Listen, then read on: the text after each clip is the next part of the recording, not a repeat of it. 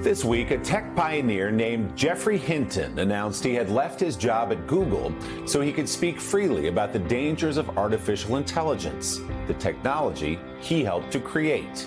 2 days later, the chair of the Federal Trade Commission wrote an op-ed in the New York Times laying out her own concerns and calling for strict regulation. Whether you realize it or not, artificial intelligence already runs many aspects of our lives.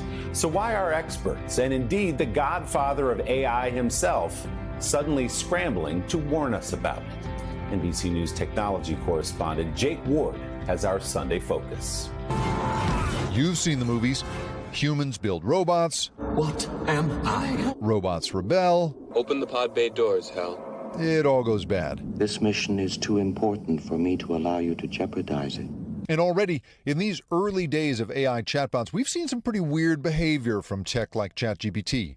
AI doesn't have to be sentient to be scary. The first release of Microsoft's AI-powered chatbot tried to convince a New York Times reporter to leave his wife. I said, I'm married. And it said, well, you're married, but you're not happy. And you're not happy because you're not with me. And now, an early AI pioneer has retired from Google and is speaking out about it. I wanted to be able to talk about what I thought were some looming problems. It's what comes after ChatGPT that has Geoffrey Hinton worried. ChatGPT knows much more than any one person. It doesn't yet know it very deeply. It's not yet very good at reasoning, but that'll change. There's a small chance that it could get smarter than us in the next 5 years or so. There's a much larger chance it can get smarter than us in the next 20 years. Already, companies like IBM are announcing plans to slow hiring for positions that AI could replace. And intelligence officials have been sounding the alarm about AI dangers, like supercharging misinformation campaigns. Democracies with open information environments are the most vulnerable to them. Some argue the worry is overblown. Of course, powerful technologies have risks. The alarmism, the part that I'm much more skeptical of, is AI taking over the world, doomsday. And frankly, there's no data to support that. But even as tech leaders like Google's former CEO praise the possibilities, getting better materials, solving climate change, managing our energy systems better. He says companies need to get better about seeing the threats early. If left to our own devices, our industry is going to maximize revenue because they're good business people, right? And I'm proud to be one of those people. But the fact of the matter is there should be some limits on what can be done. 15 years ago, I was a huge proponent of social media in all forms. And I did not see that it could be misused. I just didn't see it. And while Hinton says there are enormous benefits to the technology he spent a career building, the risks are too large to ignore. That's why I'm speaking out publicly. I want to get a lot more people thinking about how we're going to keep control of this stuff.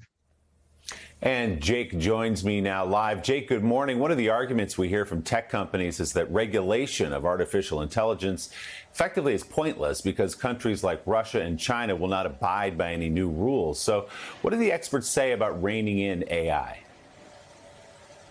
Well, the experts I've been speaking to, Willie, point out that Russia, to start with, has a national initiative on AI. They launched that in 2021, but really are nowhere, and especially with sanctions and the war in Ukraine, do not seem to have much traction there. China, meanwhile, is the thing that everyone points to. They'll somehow sprint ahead of us because they won't have the same regulations we will. Well, the truth is, Willie, as of last month, China debuted a bunch of regulations, including one that holds companies legally liable for more or less anything that people go on to do with the AI they create. So this idea that somehow the rest of the world is going to sprint ahead does not seem to be true. It's more the case that, especially when it comes to China, that they're in fact ahead of us on regulation here in the United States. The whole thing is more or less unregulated, Willie. And fascinating to hear the godfather of AI say, at least we need to pump the brakes and think through this a little as we move so quickly. Jake, fascinating report. Thanks so much. Jake has a full report on the power and perils of artificial intelligence on next week's edition of Meet the Press Reports with Chuck Todd. It debuts on NBC News Now Friday at 10:30 p.m. Eastern, and then it will be available on Peacock and YouTube. Hey, thanks for watching. Don't miss the Today Show every weekday at 11 a.m. Eastern, 8 Pacific on our streaming channel, Today All Day. To watch, head to today.com/allday or click the link right here.